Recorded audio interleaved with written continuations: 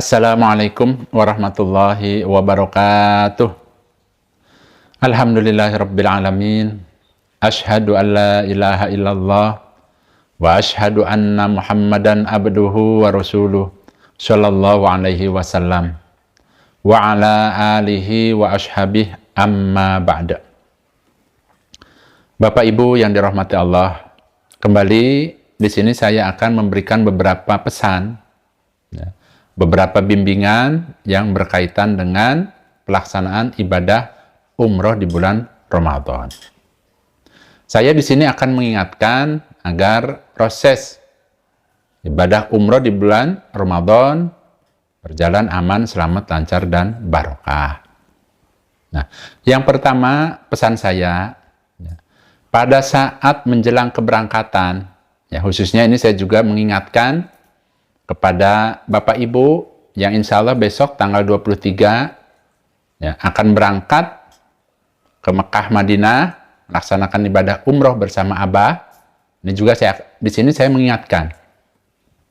Yang pertama, sebelum berangkat, monggo silahkan kumpulkan anak-anak kita, keluarga terdekat kita. Kemudian silahkan berpesan. Pesannya yang pertama, supaya pada saat menjelang Lebaran, pesan kepada anak-anaknya supaya mengeluarkan zakat fitrah. Menjelang Lebaran, biasanya itu kan seminggu sebelum Lebaran, atau umpama 3 hari sebelum Lebaran. Pesan, jangan lupa itu. Supaya apa? Supaya amal ibadah kita pada saat Ramadan ini langsung diterima oleh Allah. Tidak menggantung. Karena dalilnya kalau kita belum mengeluarkan zakat, maka amalan kita masih menggantung. Saya ingatkan, sekali lagi, persiapkan kalau mau titip uang juga boleh ke keluarganya. Titipkan untuk membeli beras. Karena yang namanya zakat fitrah itu bukan pakai uang. Jadi, apa yang kita makan setiap hari. Contoh misalnya Bapak Ibu biasa makannya umpama beras yang merek Rojo Lele umpama. Berapa harganya umpamanya? Per kilonya berapa umpamanya? Titipkan uang, namanya nitip uang untuk beli beras. Bukan zakat fitrah pakai uang, bukan. Jadi jangan salah. Terkadang ini saya zakat pakai uang, bukan. Atau umpama Bapak Ibu yang biasanya umpama makanan hari-harinya, makanan pokoknya umpama beras merah. Berarti silahkan ditanya sekarang ini berapa per kilonya umpamanya beras merahnya. Jadi apa yang kita biasa makan, beras merah, kita harus keluarkan beras merah. Kita titipkan uangnya seharga beras merah untuk beli beras merah. Jadi disesuaikan dengan makanan kita.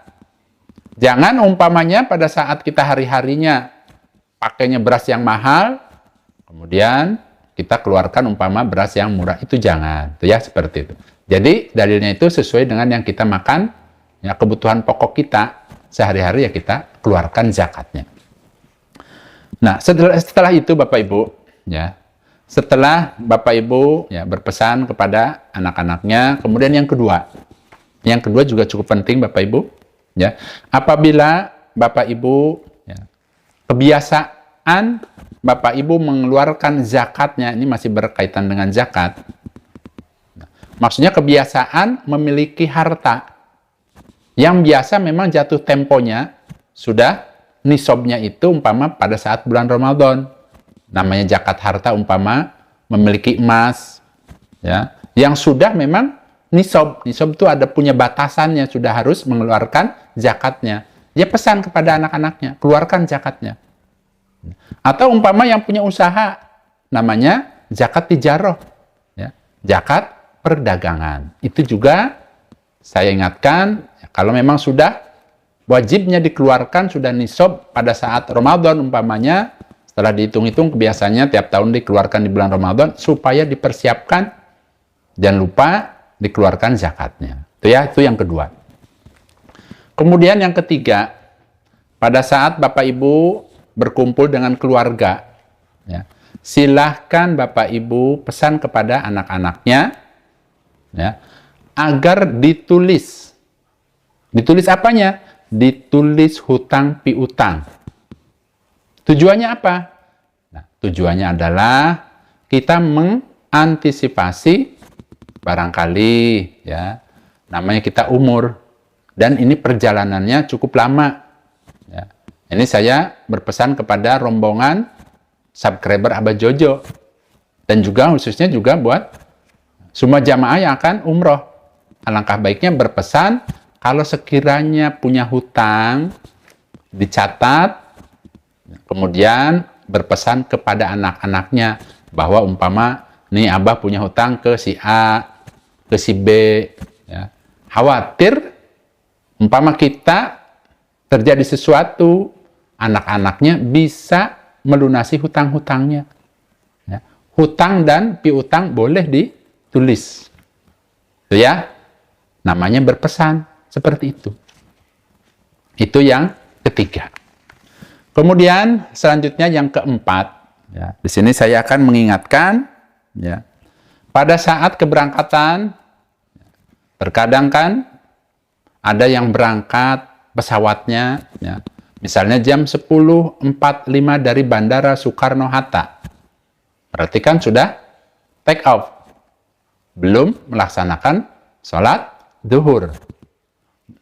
Dan diperkirakan kalau langsung, umpamanya nih pesawatnya langsung ke Madinah, langsung ke Jeddah, insya Allah perjalanan itu memakan waktu sekitar 10 jam. Nah, berarti kalau pesawatnya berangkat umpama jam 11 siang, sudah terbang, apa yang harus dilakukan di pesawat? Yaitu sholat zuhur, sholat asar. Caranya bagaimana, Abah? Caranya perhatikan saja, pakai waktu umpama waktu jam Indonesia. Ya, jam 11 umpama kan terbang. Waktu zuhur, ya, lebihkan saja kurang lebih 1,5 jam. Dari mana? Dari pada saat sudah terbang. Ya. Karena apa? Diperkirakan pesawat terbang itu kan ada rutenya. Kalau dilihat dari gambarnya, dari gambar biasanya kalau di pesawat itu kan ada semacam tablet, ya, TV kecil, ya, yang nempel di belakang itu apa namanya, dudukan. Nah, itu bisa dilihat posisi pesawatnya. Nah, Indonesia ini ya terbagi 3 waktu. Ya. Ada bagian timur, tengah, dan barat. Nih posisi saya ada di Jakarta nih. Ya. Posisinya kalau pesawatnya umpamanya dari sini, ya, menuju ke Mekah itu kan melewati lautan Samudra Hindia. Nah, bisa diperkirakan kalau umpamanya 1,5 jam dari bandara itu, insya Allah di atas pesawat sudah bisa masuk zuhur. Apa yang dilakukan? Silahkan Bapak Ibu, ya, sholat zuhurnya boleh dijamak jamak takdim. Maksudnya digabung dengan sholat asar, dimajukan sholat asarnya. Ya, jamak takdim. Nah, silakan diniatkan hatinya ingin menggabung antara sholat zuhur dan sholat asar, digabung dan boleh diringkas. Diringkas itu maksudnya 2 rakaat salam, 2 rakaat salam, boleh. Saya maunya dijamak saja, 4-4. Boleh. Hanya saja, ya, kalau ingin mendapatkan pahala, maksudnya pahala musafir, ada dalam hadis dijelaskan, ya, kita boleh mendapatkan keringanan. Dalam hadis diterangkan, Nabi menjelaskan, silahkan ambil keringanan itu. Berarti 2 rakaat salam, 2 rakaat salam.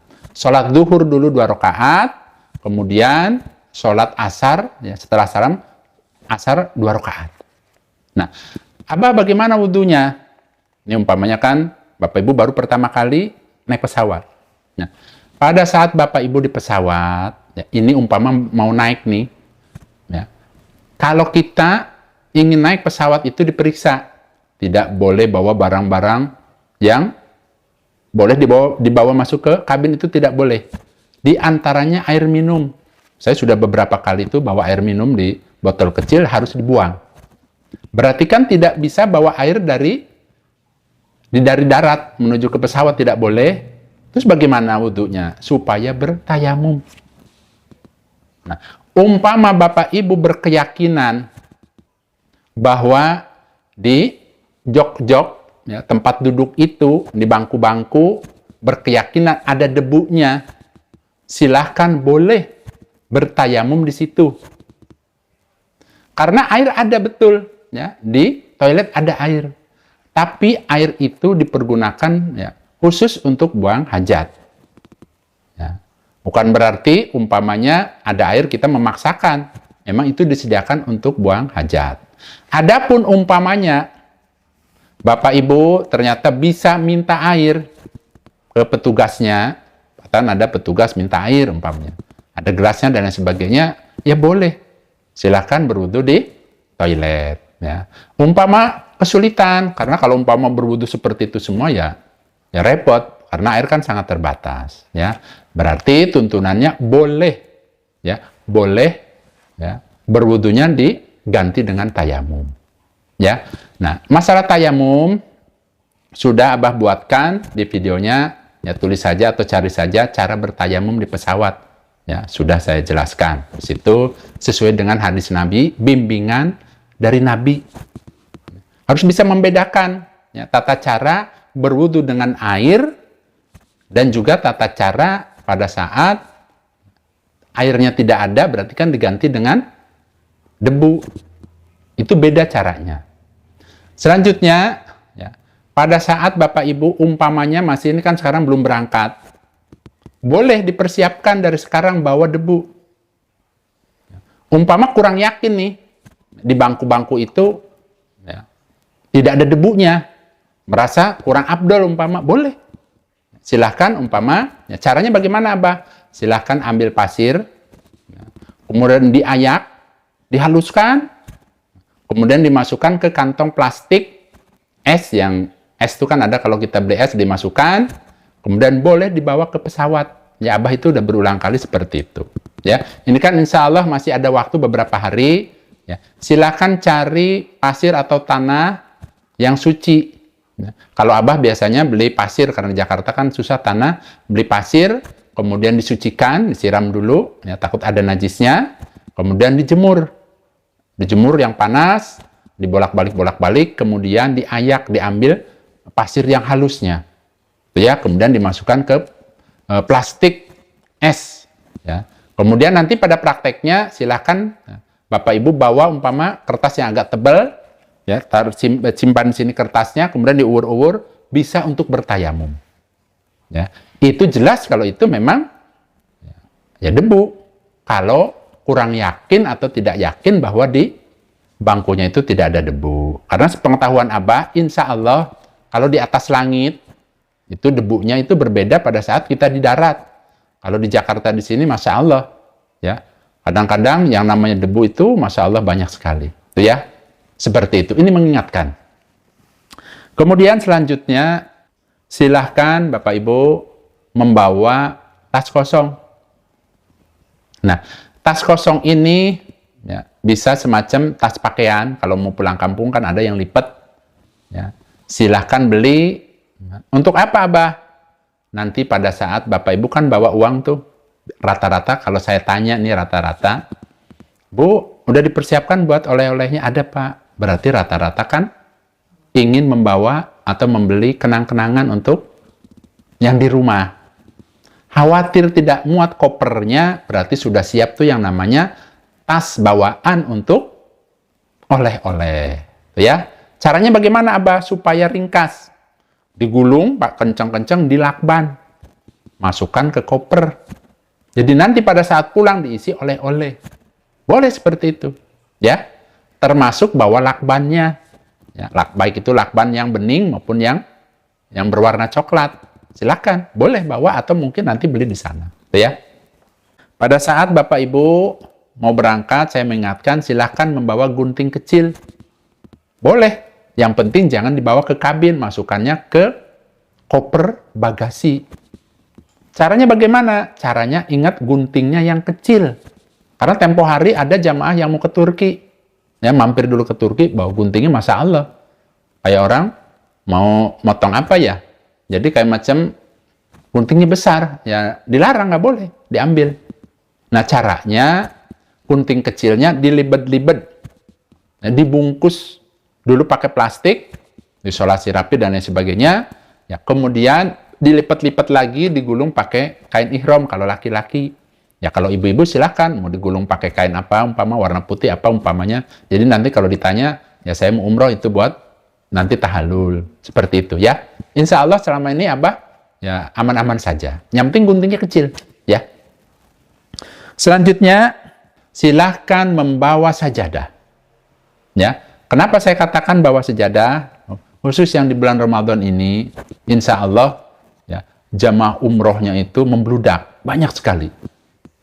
Nah, pada saat Bapak Ibu umpamanya pengen masuk ke Masjidil Haram, tiba-tiba sudah ditutup. Nah, tutup karena kan penuh. Nah, caranya kalau kita bawa sejadah, silakan boleh digelar di halaman masjid untuk bisa tetap sholat berjamaah. Yang penting pesan Abah, kalau kita mau berjamaah walaupun di luar, asalkan syarat sahnya shop kita nih, ya, yang paling depan umpama di halaman itu bisa melihat ke yang di dalam, supaya nyambung jamaahnya. Karena ada tempo hari itu, ya, orang nanya ke Abah, Abah saya bingung katanya, di lantai atas hotelnya itu ada musola. Orang-orang itu pada sholat tapi dia ngelihat TV. Nah itu secara dalil tidak sah. Sama aja umpamanya kita nih, di Indonesia kan ada yang namanya live Kota Mekah. Kita pasang umpama TV besar, ikut sholat berjamaah. Umpamanya seperti itu tidak sah. Harus kita melihat langsung.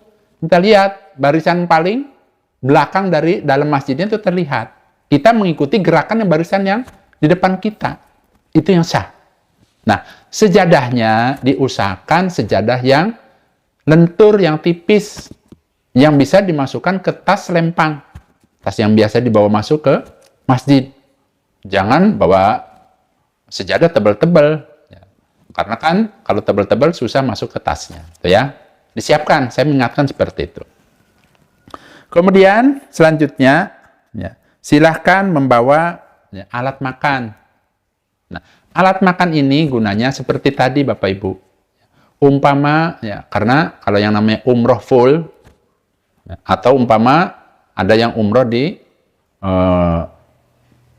Ramadan yang terakhir, ya, membludak orangnya banyak, kita bisa umpamanya sekali-sekali beli makanan di luar, umpamanya pakai tempat nanti bukanya di halaman masjid umpamanya. Ya intinya seperti itu. Gunanya adalah untuk mempermudah kita ibadah, bisa sholat berjamaah di situ, tapi sambil bawa makanan, umpama nggak harus makan di hotel, karena khawatir nggak keburu tuh ke masjidnya, tuh ya. Selanjutnya, silakan membawa Al-Quran kecil. Nah, Al-Quran kecil yang sekiranya bisa dimasukkan ke tas. Betul di Masjidil Haram itu tersedia yang namanya Al-Quran, banyak. Yang gede ada, yang kecil ada. Hanya saja, ya, insya Allah saya tuh kalau nanya ke para jamaah umroh, rata-rata ya, kesulitan membaca cetakan dari Arab Saudi. Karena beda, ya, ada perbedaan. Kalau kita umpama biasa cetakannya Indonesia, kemudian kita membaca Al-Quran cetakan Arab Saudi, ya biasanya ya tidak pas. Ya, tidak pas dalam artian itu agak menemui kesulitan lah, intinya seperti itu. Ya. Silakan bawa yang biasa Bapak Ibu baca Al-Qur'annya, tapi yang kecil aja ukurannya. Selanjutnya, ya, di sini mengingatkan ya, Bapak Ibu supaya membawa alat hitung untuk tawaf. Ya. Gunanya apa Pak? Kan sudah ada mutawifnya. Nah, pada saat Bapak Ibu tawaf di Baitullah, ya, kalau pada saat kedatangan biasanya umroh yang pertama, betul memang ada mutawifnya. Tapi kita jaga-jaga, khawatir umpama terpisah dengan rombongan, karena umpama kebelet pipis dan lain sebagainya. Kemarin ada yang curhat ke Abah. Alhamdulillah Abah, saya mendapatkan bimbingan Abah. Waktunya saya pengen pipis, ya pipis, tenang. kemudian bisa melanjutkan sendiri, hanya beberapa orang, tanpa harus bersama mutawif. Karena apa? Karena memang yang namanya ibadah umroh ini diusahakan bisa mandiri, untuk mengantisipasi kalau misalnya ada hal-hal yang tidak diinginkan. Nah, sedangkan kalau kita tidak membawa alat hitung, dikhawatirkan kita lupa sudah berapa putaran. Nah, alat hitungnya apa, Abah? Ya, di sini tidak diwajibkan harus membawa. Kalau sekiranya Bapak Ibu bisa dan selalu ingat pakai jari boleh. Umpama dapat 1 putaran, jarinya begini umpamanya. Nah, hanya saja ya, kalau saya pribadi ya, terkadang nggak harus ya. Nah, itu biasanya bawa karet gelang. Pada saat mau tawaf, pada saat kita lagi umroh nih, kan biasanya mampir dulu ke hotel, jangan lupa bawa karet gelang 7. Dimasukkan ke tangan kiri. Kalau Abah biasanya seperti itu. Diniatkan hanya untuk supaya kita itu tidak lupa. Nah, pada saat dapat 1 putaran, pindahkan karet gelangnya ke tangan kanan. Dan seterusnya, sampai 7 karet ada di tangan kanan. Insya Allah itu untuk memudahkan. Nah, kalau istri saya biasanya membawa semacam tasbih kecil, yang isi tasbihnya itu ada 7. Ya, biasa kalau dapat 1, tarik, boleh seperti itu. Yang penting diniatkan ya, untuk kelancaran tadi tawafnya. Apalagi kalau udah sepuh-sepuh, umpama ya, sering lupa, udah berapa putaran. Ya, bisa juga nanti digunakan pada saat sa'i. Itu ya, seperti itu. Saya mengingatkan, mudah dan murah. Bawa saja karet gelang, umpamanya. Itu kan, terkadang hal-hal yang kecil, tapi kalau nggak diingatkan, khawatir ya dibutuhkan di sana. Ya.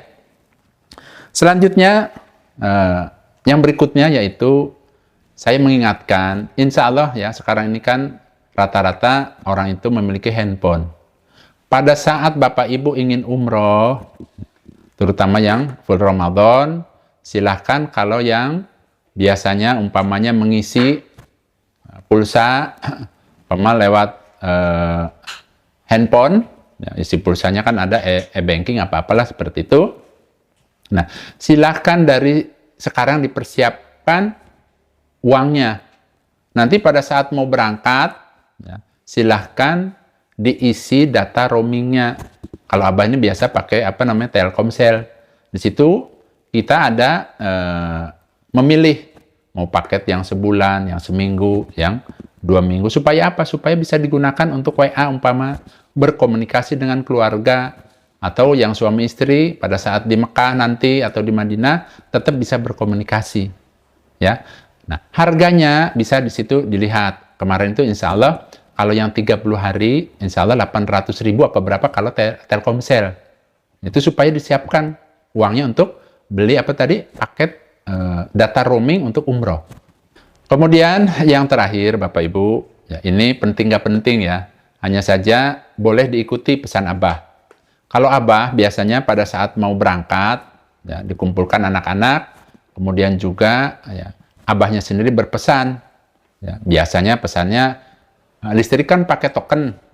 Ya. Biasa umpama ngisi 200.000, karena kita mau pergi lama, sebulan lebih, umpama diisi 1 juta umpamanya, atau 800.000, supaya nanti ya, anak yang di rumah itu ya tinggal pakai saja.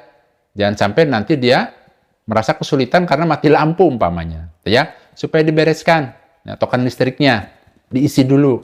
Kemudian yang memakai air PAM atau PDAM, silahkan jangan sampai diputus tuh itunya meterannya, ya, supaya dibayar, atau ditugaskan salah satu anak-anaknya untuk menyelesaikan umpamanya pembayaran yang harus dibayar, ya, baik air PAM maupun apalah umpamanya, ya. Jangan lupa juga umpama yang di rumah, kalau sekiranya di rumah itu memakai gas, umpama anak-anaknya itu kan tidak terbiasa. Nah, nasihat saya ya, untuk menjaga keamanan, silahkan berpesan kalau sekiranya masak pakai gas itu. Tapi kalau sudah selesai masak, lebih baik dicopot untuk amannya. Nah, karena kan terkadang ya rumah orang itu ada yang tingkat, ada yang luas, ada yang apa. Khawatir anak-anak kita umpama berada di atas, rantai atas, umpama gasnya bocor dan lain sebagainya, ya khawatirlah intinya seperti itu. Karena kemarin saya pernah terjadi Bapak Ibu, ya, saya beli gas, kemudian pasang gas, tiba-tiba malam-malam pas saya keluar, bau gas semua. Buru-buru saya cabut, padahal itu bagus, gas baru, semua baru, kuat. Ya, ini untuk mengantisipasi saja, ya, mengingatkan. Alhamdulillah, jazakumullahu khairan. Mudah-mudahan pesan-pesan Abah ini ya bisa bermanfaat, khususnya bagi Bapak Ibu yang akan melaksanakan ibadah umroh, baik itu umroh di bulan Ramadan maupun juga umroh di bulan-bulan yang lainnya. Alhamdulillah, jazakumullahu khairan. Mudah-mudahan apa yang Abah sampaikan ini ya, bermanfaat, khususnya untuk Bapak Ibu yang akan melaksanakan ibadah umroh di bulan Ramadan maupun umroh di bulan selain Ramadan. Bila masih ada hal-hal yang perlu ditanyakan, monggo silahkan tanyakan saja di kolom komentar. Ya. Dan apabila Bapak Ibu yang merasa sangat kesulitan, ya, umpama kesulitan mencatat video-video Abah, ya, bisa nanti bertanya saja caranya ke Abah. Ya. Nanti akan dipandu. Ya, karena ya, alhamdulillah kemarin itu Abah sudah buatkan bagi orang-orang yang merasa kesulitan mencatat dan menulis. Ya, doa-doanya sudah dibukukan. Hubungi aja langsung di kolom komentar. Nanti insya Allah ya, caranya bagaimana nanti insya Allah dikasih jalannya. Ya, saya rasa itu saja Bapak Ibu. Mudah-mudahan Allah memberikan kemanfaatan dan keberkahan. Alhamdulillah, jazakumullahu khairan. Abah pamit Bapak Ibu. Wassalamualaikum warahmatullahi wabarakatuh.